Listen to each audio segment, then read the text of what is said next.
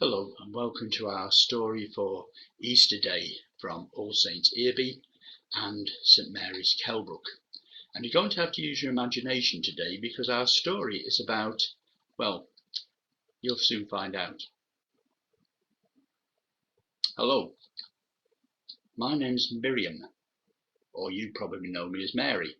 I'm from the town of, well, it's even a village, of Magdala, just south of Tiberias, alongside the Lake Kinneret, which you may know, depending on how you feel, as the Sea of Galilee or Lake Tiberias. Now, you've probably heard about me. You've probably heard quite a lot about me. Some's true, some's untrue. For a start, I don't have red hair. And let's get that out of the way straight away. How on earth did I first meet Jesus? Do you know, I actually don't remember the exact moment.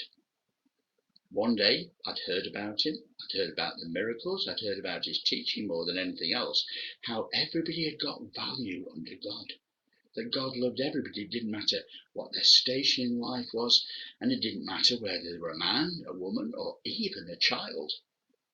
Yeah, that was quite something new. I'd heard he was a great rabbi, a great teacher, and I wanted to hear more about him, but I don't remember exactly where it was or when I met him. All I remember was hearing those words which made me think, yes, it's true, the stories are true. We have equal value under God. It doesn't matter who we are, where we've come from, what we've done. God loves us all. And he talked about a thing called the kingdom of God, which was something quite different. It was a way of life.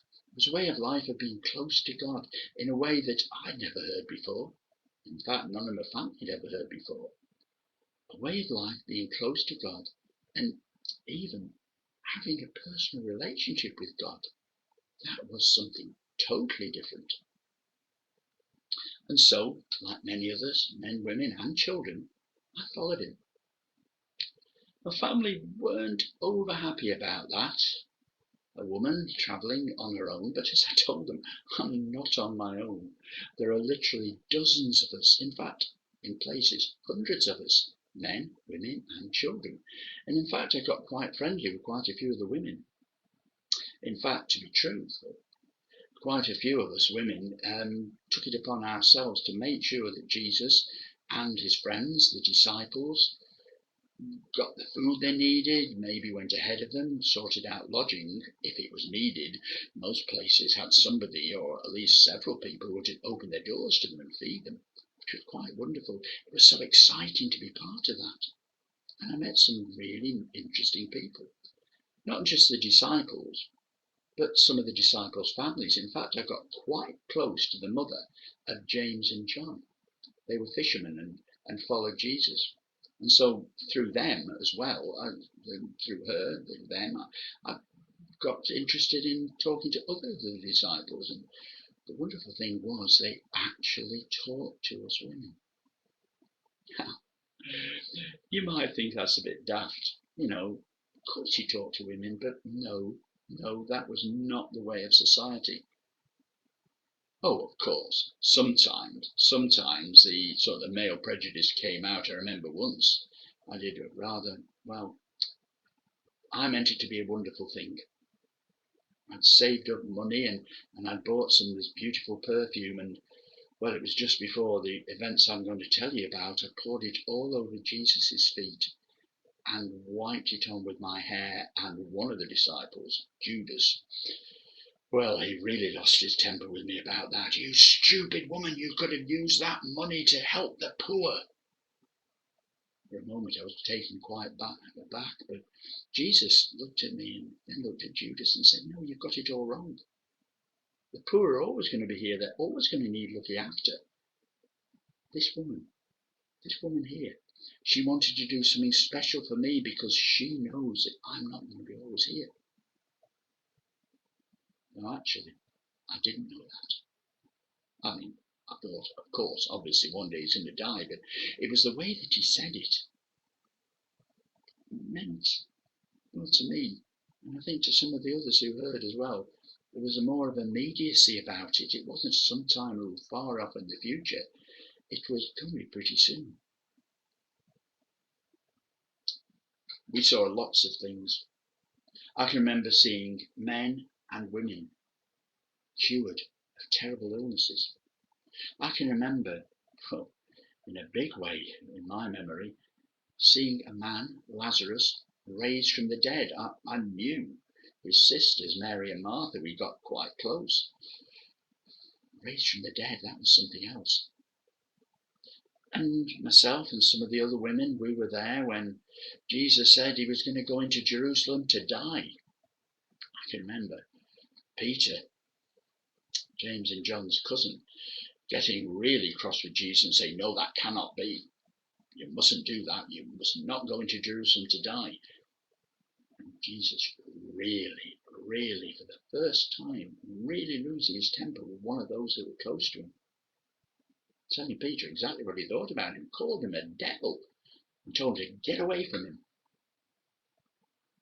And I also remember Thomas saying, well, if he's going to go into Jerusalem to die, let's go and die with him. Now, I didn't know whether that was bravado or whatever, but it certainly made an impression on me and a lot of others. And so there we were. On the weekend before the Passover, the beginning of Passover week, going down into Jerusalem, Jesus riding on a donkey, crowds cheering. It was fantastic. It was wonderful. We all got caught up in it. Palm trees, branches thrown on the ground. People were throwing their cloaks on the ground.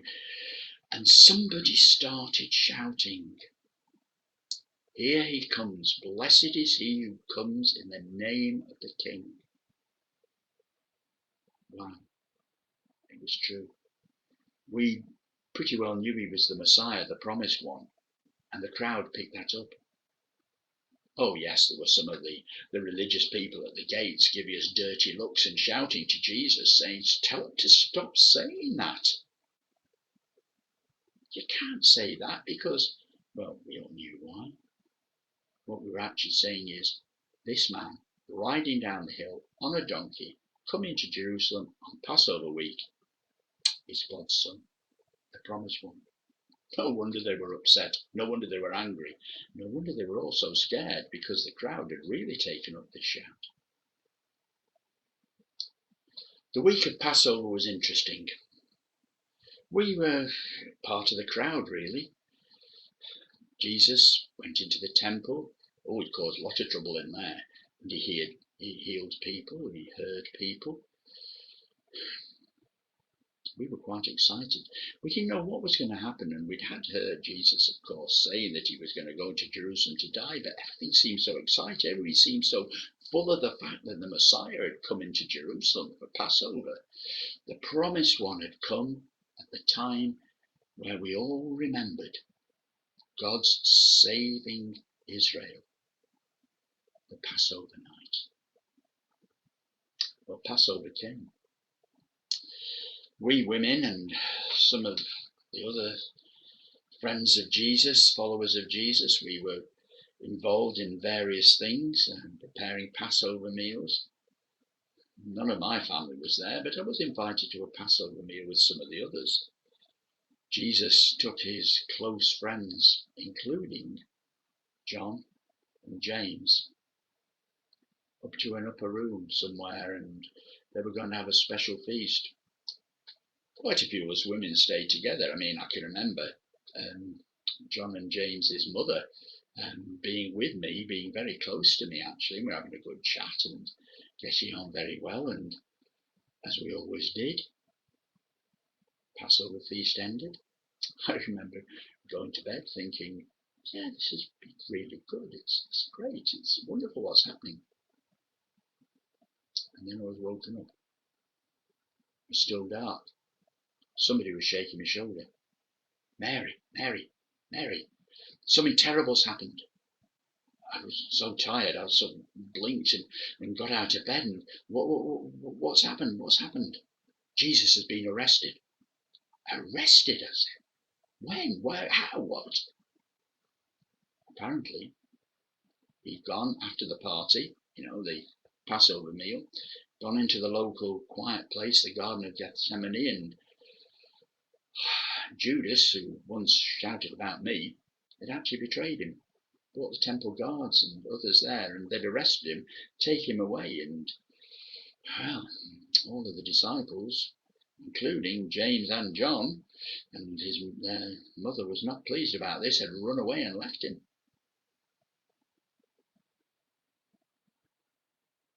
We could do nothing. We didn't know what was going on.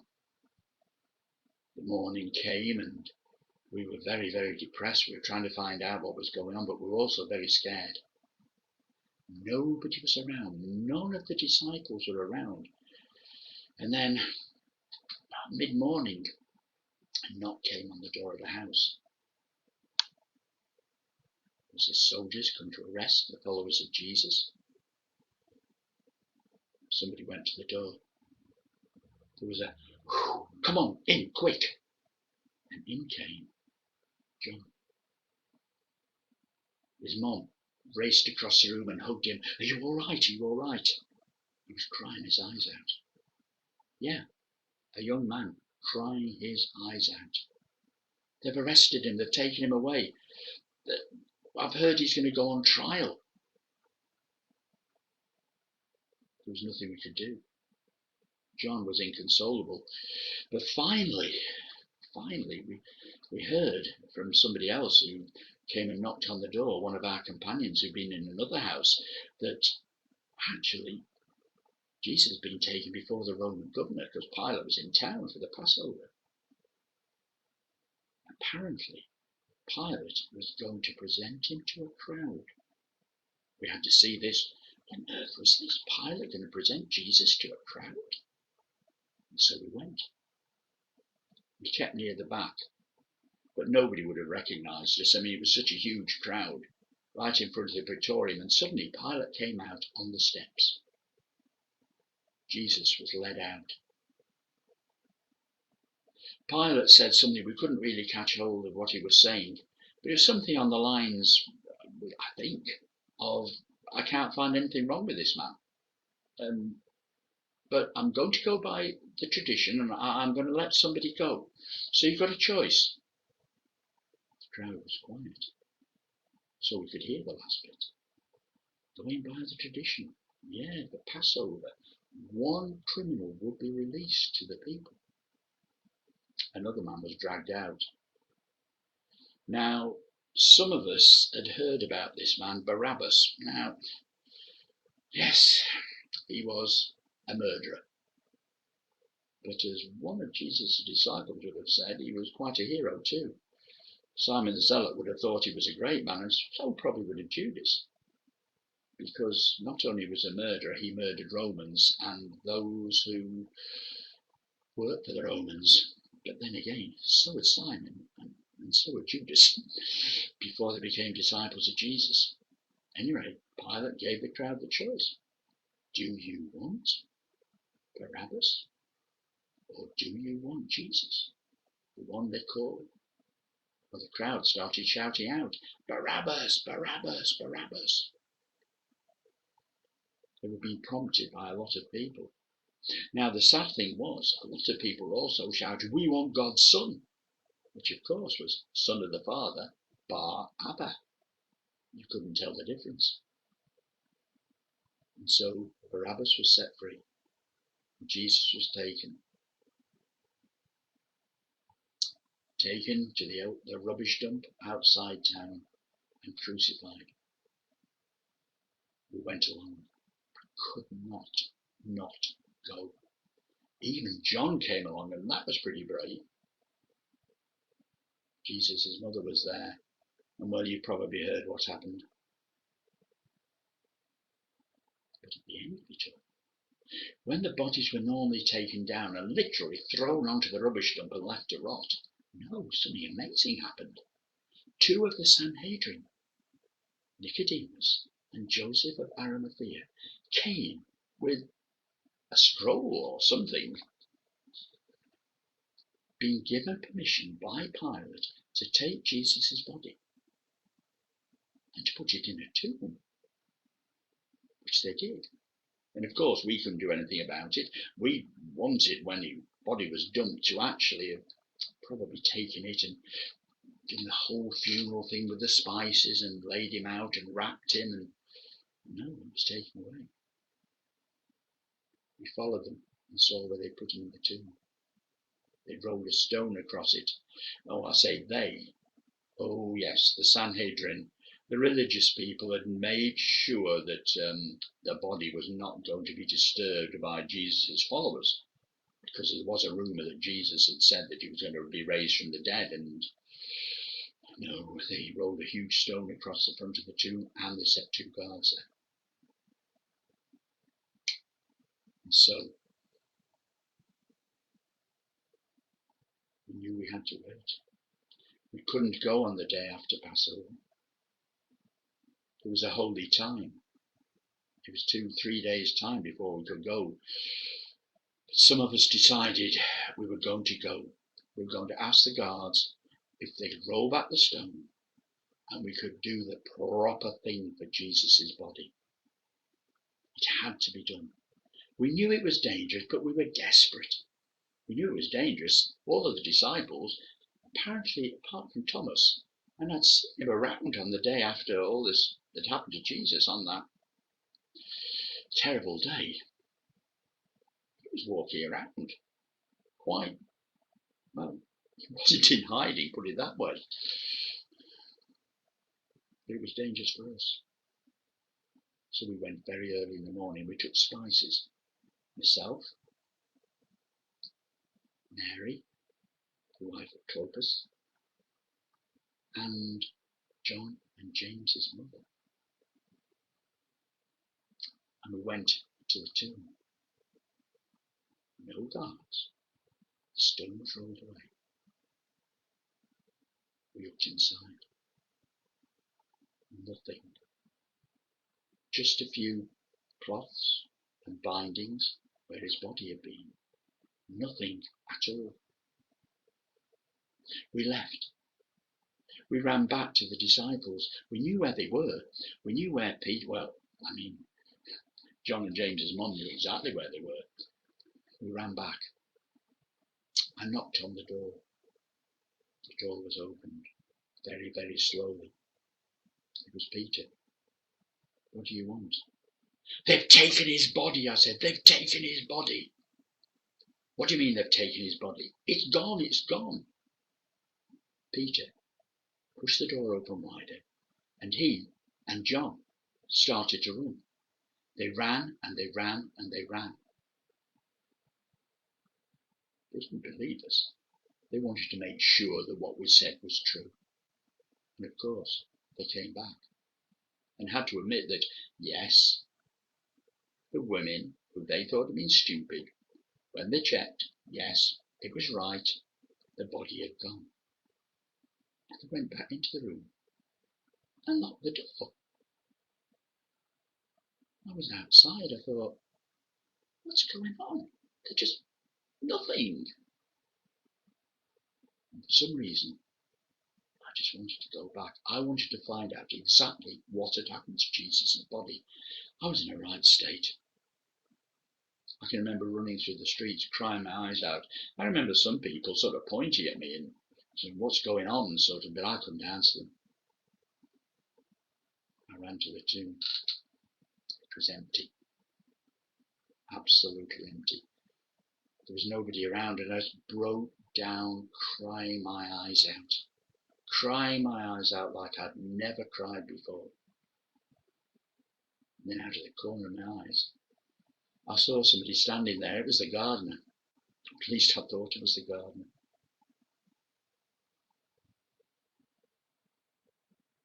Please, I said, please, can you tell me what's happened to the body? Can you tell me, Jesus' body, what have they done to Jesus? What have they done to his body? Where is it?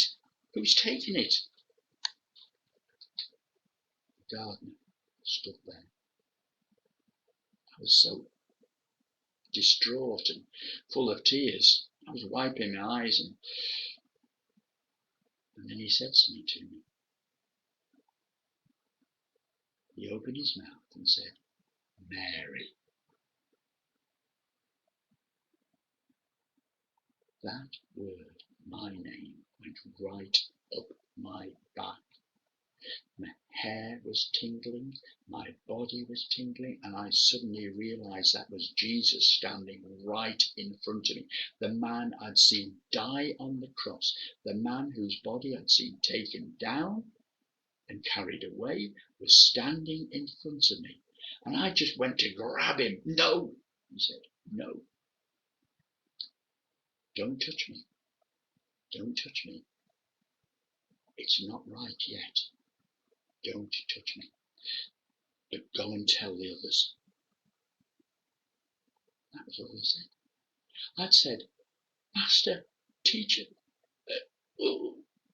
just go and tell the others. And so I ran. And if I'd run to the tomb, crying my eyes out, I ran the other way, laughing and shouting and waving my arms around, and I'm sure people must have thought I was absolutely mad. I ran up the stairs and I pounded and pounded and pounded on the door. The door opened. It was Peter again. I've seen him. I've seen him. Jesus is alive. Jesus has come back from the dead. I've seen him. He's alive. He's alive. He's alive. You stupid, hysterical woman. That was all I got. I got good news.